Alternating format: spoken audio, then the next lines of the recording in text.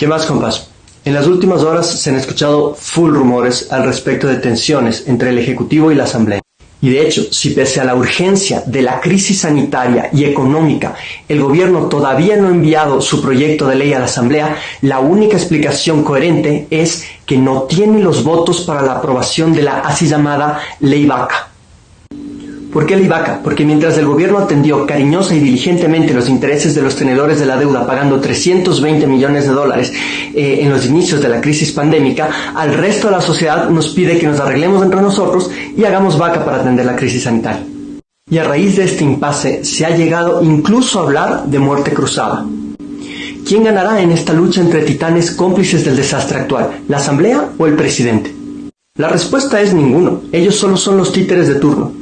Para entender quién sale ganando, tenemos que examinar qué ambicionan los titiriteros. La mañana del 12 de marzo, ante la inminencia de una cuarentena, el señor Patricio Alarcón, presidente de la Cámara de Comercio de Quito, sabiendo que la ciudadanía estaría completamente desmovilizada y que sería imposible reeditar los escenarios de protesta de octubre pasado, lanza su propuesta para enfrentar la crisis sanitaria. ¿Qué elementos contenía esta propuesta? Flexibilización laboral, reforma tributaria, eliminación de subsidios, reducción del gasto público, liberalización comercial, desregulación financiera y una solución a la seguridad social. Y concretamente, ¿qué es lo que todo eso implica? Que despedir trabajadores sea más barato, que se elimine el impuesto a la salida de divisas, que pagan ellos, que suba el IVA, que pagamos todos, que baje el impuesto a la renta, que pagan ellos, que se quiten los subsidios a los combustibles, que baje el gasto público, que se quiten aranceles, que pagan ellos, que los bancos se autorregulen y por último que se privatice la seguridad social. Pero bueno, hay que entenderle a él y a otros voceros de los grupos de poder, porque hasta ese momento todavía no se sabía qué tan grave iba a ser la crisis sanitaria. Pero todo cambia al día siguiente, el 13 de marzo, cuando aparece la primera víctima mortal, y al día siguiente otra más. Ya para el 15 de marzo habían cerca de 40 contagiados, y recién ahí se entendió la gravedad de la situación. Es así que el 16 de marzo, un frente de economistas, voceros de los grupos de poder, propone una batería de medidas orientadas a contener los daños económicos y sociales de la crisis pandémica. ¿Cuáles eran esas medidas? Flexibilización laboral, reforma tributaria, eliminación de subsidios, reducción del gasto público, liberalización comercial, desregulación financiera y una solución a la seguridad social, enfatizando unas más que otras. Pero bueno, hay que entenderles a estos y otros voceros de los grupos de poder. Hasta ese momento no colapsaba el sistema de salud. Las historias sobre los ataúdes quemándose en las calles, las donaciones de ataúdes de cartón, las historias sobre fosas comunes, todo eso aparecería más tarde, a finales de marzo y a inicios de abril. Así que el 11 de abril, nuevamente el presidente de la Cámara de Comercio de Quito publica en su cuenta personal una nueva ráfaga de medidas urgentes orientadas a enfrentar la crisis pandémica. Y entre otras muchas cosas, ¿qué se incluía entre sus propuestas? Flexibilización laboral, reforma tributaria, eliminación de subsidios, reducción del gasto público, liberalización comercial, desregulación financiera y una solución a la seguridad social. ¿Sí nos entendemos? Ahora, les hago notar lo siguiente. En mayo de 2019, cuando no existía el coronavirus, ni se habían desmoronado los precios del petróleo, ni tampoco teníamos la economía paralizada, y no nos habían cerrado los mercados financieros internacionales, ¿saben qué decía el más simbólico de los representantes de las élites? Una serie de distorsiones que todavía se tienen que corregir, una de ellas la flexibilidad laboral, una de ellas la verdadera simplificación y apertura del comercio exterior, otra la eliminación del 5% de impuesto a la salida de capitales, la verdadera reforma del mercado de capitales que no está contemplada en el programa del Fondo Monetario, la solución al problema de la seguridad social. Traduzco nuevamente lo que eso significa. Flexibilización laboral, reforma tributaria, eliminación de subsidios, reducción del gasto público, liberalización comercial, desregulación financiera y una solución a la seguridad social. Pero la cosa no termina ahí. Si ustedes van a ver cuáles eran las propuestas de estos mismos grupos en la época de Lucio Gutiérrez, año 2003-2004, eran estas mismas. Si van hacia mediados de los 90 y ven las políticas económicas que Alberto Dajique ejecutó como vicepresidente, son estas mismas. ¿En serio creemos que los problemas del Ecuador son los mismos en el 95, en el 2003, en el 2019, antes de una pandemia y después del colapso del sistema sanitario? ¿Le confiarían ustedes su salud a un médico que, sin importar los síntomas que ustedes tengan, les recete siempre lo mismo? Doctor, me duele la cabeza.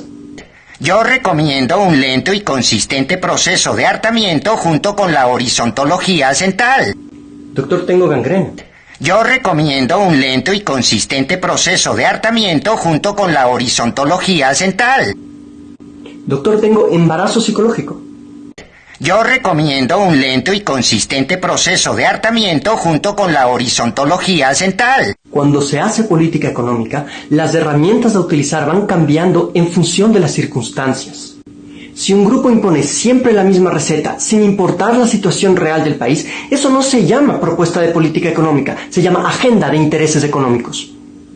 Y es precisamente esa agenda, la de la flexibilización laboral y de regulación financiera, la que quieren aplicar en esta ley vaca. En efecto, hace apenas 6 días, Augusto de la Torre, ilustre vocero de los grupos de poder, se reunió con el gobierno para sugerir una serie de reformas que deberían estar en la nueva ley. Y a que no adivinan qué reforma sugirió. Flexibilización laboral, reforma tributaria, eliminación de subsidios, reducción del gasto público, liberalización comercial, deregulación financiera y una solución a la seguridad social. Pero como decíamos, no tienen los votos. ¿Y por qué no tienen los votos? ¿Acaso de repente los asambleístas se convirtieron en nobles políticos que defienden los intereses de la población? No. Pero el costo político de aplicar esas leyes en año electoral es demasiado alto y los asambleístas están cuidando. Y en particular, los asambleístas de AP, cuyo partido, como saben, está liquidado, necesitan conservar algo de capital político. Recordemos cómo se han aprobado en estos últimos 3 años las principales leyes económicas, con una alianza entre AP, Creo, Suma y los socialcristianos. El más célebre ejemplo de esa patética alianza es la aprobación de la ley Trole 3. Entonces, si suficientes votos de AP se bajan de la camioneta, no hay forma de que aprueben su ley urgente. ¿Qué alternativas le quedan al gobierno para pasar la ley? Llamar a muerte cruzada, disolver la asamblea y gobernar por decreto durante 60 días, luego de los cuales el presidente tendría que llamar a elecciones. ¿Y ustedes en serio creen que Romo, Roldán, Moreno y Otto están dispuestos a ceder el poder así como así? Lo más probable es que en este momento el gobierno esté presionando a la Corte Constitucional para que por motivos de fuerza mayor, la pandemia, les permitan gobernar durante 6 meses. ¿Se imaginan ustedes al gobierno del diálogo, léase garrote y entreguismo, gobernando por decreto hasta el final del año? Pasaríamos de una dictadura solapada a una hecha y derecha. ¿Qué alternativa tendría la Asamblea? Adelantársela al gobierno y destituir a Moreno por conmoción interna. Así que como ven, choque de titanes. Artículo 130 versus artículo 148 de la Constitución. ¿Quién disparará primero? ¡Tira! ¡No!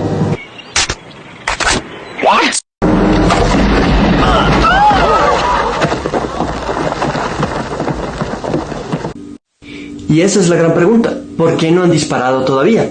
¿Saben por qué?